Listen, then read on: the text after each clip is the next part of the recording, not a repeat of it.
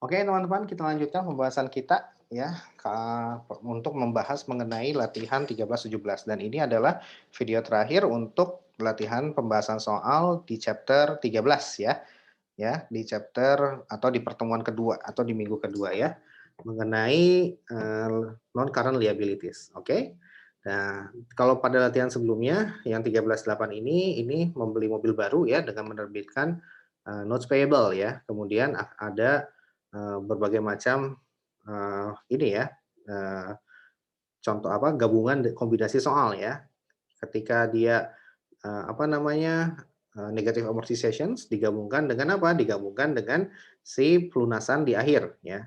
Kemudian yang 13-16 lebih kompleks lagi, ada 3 ya, terbit tidak sejak tanggal pembayaran bunga, terus juga dilunasi sebagian dan ada modifikasi terms. Kalau di sini kita lihat saja, kita baca bahwasanya soal ini adalah oh ya kita membeli lahan ya untuk peternakan di dalam pedalaman Jawa Barat dengan menyerahkan uang muka sebesar 750 juta ya, ditambah dengan menerbitkan 3 years note payable senilai 750 juta. Ya, oke, berarti kita petakan dulu bahwa di tahun ke-0 ini adalah di tahun ke-0 ya, ini ada 2, ada down payment 7,5 ya. Kemudian dan ada lagi DP ini DP. Yang satu lagi adalah ada notes payable ya, 7,5 ya. Kenapa saya taruh di tahun ke-0, Pak? Karena nah nanti akan saya coba jelaskan ya.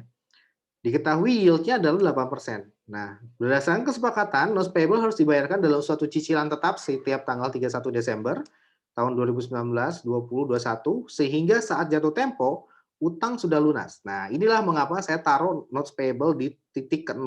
Oke? Karena kenapa? Karena dia cicilan. Nanti di tahun ketiga, ya di tahun ketiga, gitu periode ketiga, nilainya adalah 0. Nilai notes adalah 0. Ya, seperti itu. Nah, oleh karena itu kita akan tugas kita adalah sekarang apa? Akan mencari berapa cicilannya gitu ya. Dan juga berapa seperti apa jurnal pembelian lahannya ya. Oke, nah dari sini kalau kita cermat ya, di sini notes-nya adalah zero interest bearing notes ya karena tidak diketahui berapa nilai dari si notes payable apa ada coupon rate atau tidak gitu ya.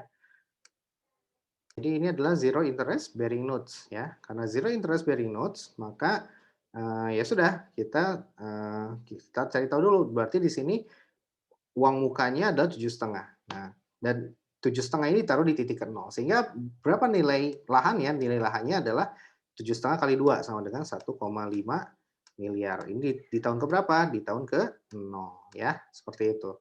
Ya, sehingga apa? Karena dia zero interest bearing notes, maka kita menggunakan nilai dari si harga dari si lahannya ya.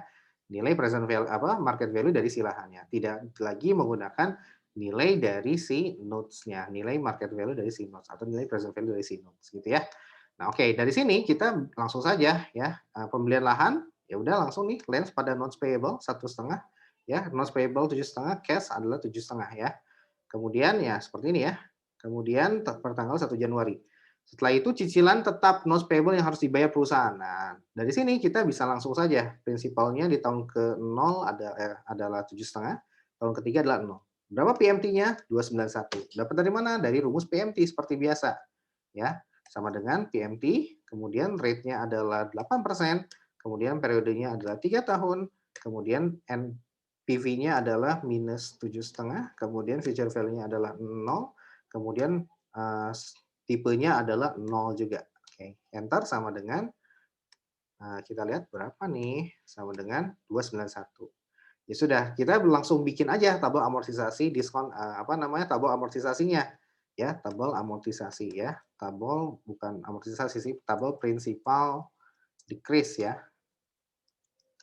Oke, tabel principal decrease-nya kita langsung saja. Nah, kemudian di sini apa namanya, kita taruh 7,5 di tahun ke-0. Ya, kita masukkan angka 291 di cash paid, interest expense-nya berapa? Tinggal 8% dikali dengan carrying value awal tahun. Principal decrease-nya berapa? Di cash paid dikurang dengan si interest expense-nya. Nah, kemudian carrying value-nya tinggal ya dikurangin. Carrying value awal tahun dikurangi dengan principal decrease. Sampai seterusnya dapatlah angka 0. Oke, apalagi? Amortisasi sudah ya yang C tadi. Kemudian terakhir adalah jurnal pembayaran setiap tanggal 31 Desember.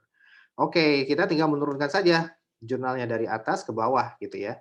Ya udah gampang, tinggal interest expense, kemudian notes payable-nya berkurang ya di debit, kemudian pada cash 291 dan seterusnya sampai lunas ya.